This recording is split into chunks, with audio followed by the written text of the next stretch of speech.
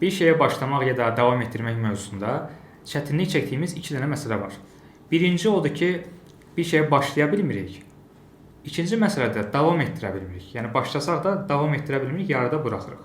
Və bunun səbəbini soruşduğumuzda insanlar çox vaxt deyir ki, motivasiyam yoxdur, marağım yoxdur. Ya da var idi, həvəsim öldü sonradan.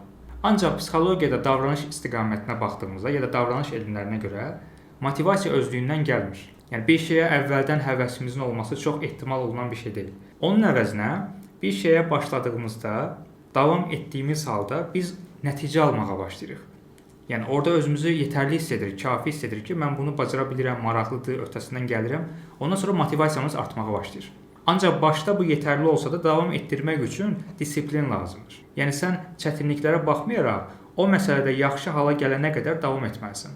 Davam etdikcə görürsən ki, bacara bilirəm, artıq hər level sən motivasiya ilə davam edirsən. Burada motivasiya stabil hala gəlir və sonda məqsədinə çatmış ola bilərsən. İstənilən məsələdə bir nəticə almış ola bilərsən.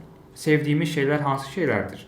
Nəticə aldığımız, özümüzü kafi, yetərli hiss etdiyimiz, öhdəsindən gəldiyimiz şeylər bizə maraqlı gəlir və motivasiya verir. Əks halda xüsusilə də çətin və zehin tələb edən şeylər bizə başda motivasiyalı gəlməz.